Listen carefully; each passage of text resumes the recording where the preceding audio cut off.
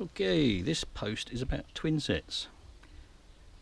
Not Mrs. Thatcher twin sets and pearls, but diving twin sets.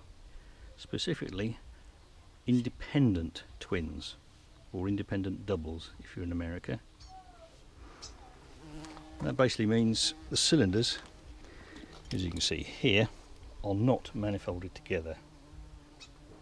By doing this, you have more flexibility and you can get rid of the mass and the cost of these. I can explain why that flexibility is good. Right, I'm a smaller person, I'm 5'8", and I weigh about 13 stone. I'm fairly relaxed in the water. I don't use terribly much gas for a guy, not very muscly. So I can, for the sort of diving I do, which is this, 0 to about 30 metres, recreational and also paid as scientific diver. So for that sort of diving, I can usually get 2 dives in a day out of 3 of these cylinders with gas left over. If one of my dives is down towards 30 metres, I will twin up a 7 and a 10, and that can be done in minutes. More about that in a moment.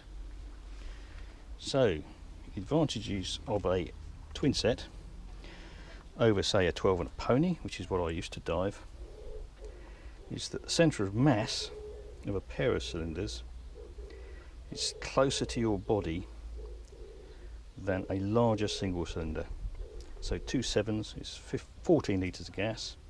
If I was to mount a 15 litre on here, the centre of mass would be further back. Okay. What I found was when I went from a 12 and a pony, which had the pony mounted off to one side of my centre line, when I went from that configuration to twin 7s, my gas consumption went down considerably, and that happened almost overnight when I first started using these. My first dive was on a borrowed set. On the back here you have trim weights. More about those in a moment. But these twin 7s are more flexible because you can demount these if you're a smaller diver and don't want to hump about, say, a pair of twin 7s, especially if they're 300 bar. If they're manifolded together, they weigh a lot. It's very noticeable on a work dive or a recreational dive, and a group of divers is cooperating to unload the boat at the end of the day. The first cylinders to disappear are always these little baby 7s. The ones that are left to last are the manifolded twins. So, more about this particular setup. It's a Buddy Profile TD. Other stab jackets are available, but this one has lots of nice steel D-rings, and there's enough of those D-rings for you to be able to side sling an additional 7 litre cylinder. So you've got 2 regulators. Both of these are able to be donated. They're on slightly longer hoses, and usually they live round, the one I'm not using lives around my neck, one of these, which clips on to a homemade necklace via this jobby here. There's a quick link and also a brake link, which you could make out of Velcro. And I can swap in between the 2 regulators by clipping them on or unclipping, which is kind of usual practice. Got twin gauges, one here, which I usually shove under my chest band so they're available.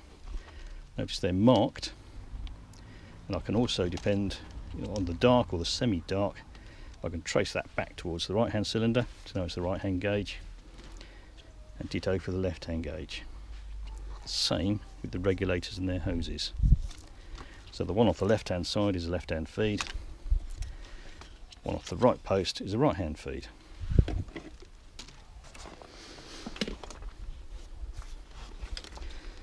apart from this thing here, which is for a torch, won't go into that now, and this thing dangling off, which is for a big SLR housed camera, this is completely standard and unmodified.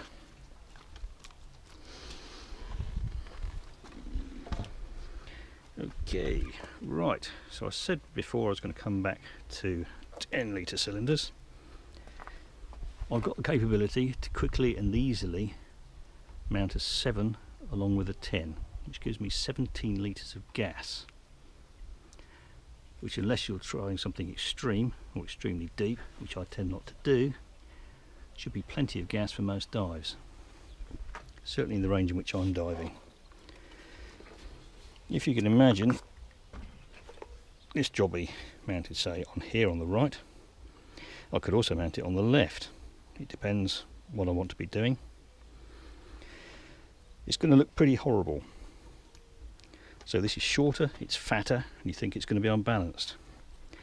But if I remove this from here, so I'm left with one trim weight on the 7 litre side, then the balance is pretty darn good. Certainly still more balanced than a 12 and a pony. Now you've probably noticed there's other bits and bobs on here. This is about to go off for servicing, its yearly service, because this is actually set up for a full face mask. I have to use those when I'm at work, it's the rules, so I use one of these with through water comms. I won't go into the whys and reasons that I use one of these rather than, say, an OTS Guardian, but basically I can mount this ordinary regulator in through this aperture here, secure it with a cable tie just like that, and it gives you a mask which you don't have to service separately. You service the regulators. If you're self-employed like me, or a recreational diver on a budget, that has obvious cost savings. I've also got this jobby here, which is a Kirby Morgan switch block for a surface supply, which has an extra tap on it, and you can see here this goes up to the right post up here, and this yellow hose goes up to the left post.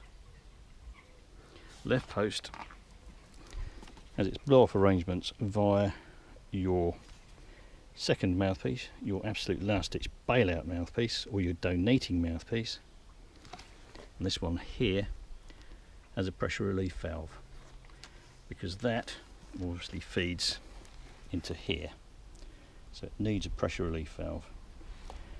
Notice the two hand wheels are completely different in orientation and in shape and in feel. This one's very angular, very harsh. This one's nice and rounded. Also on here we have a lockable quick release.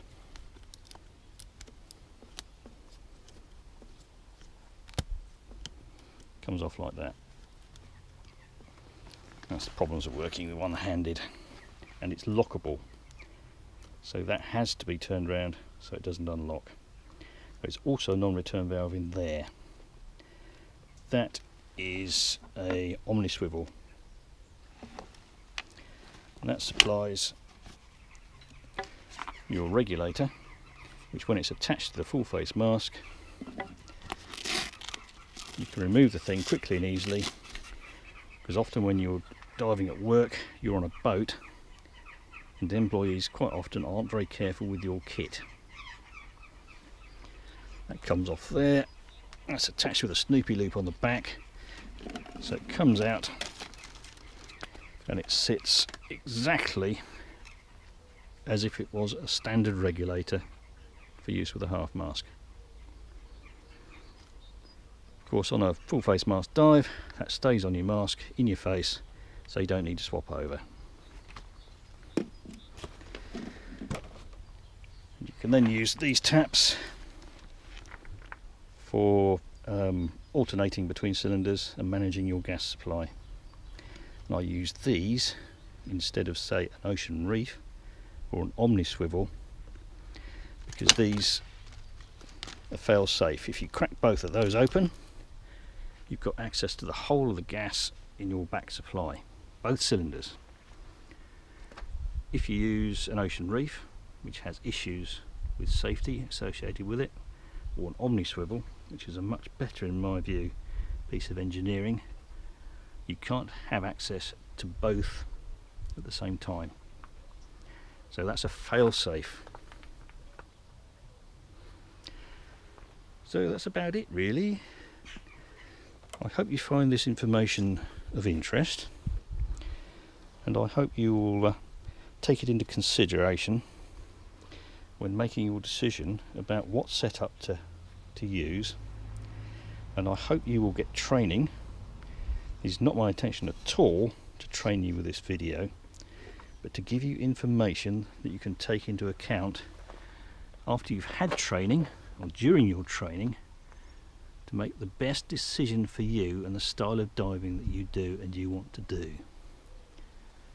Manifolded twins have disadvantages. They're not the only game in town, as would seem from posts on Tinterweb. Thank you very much.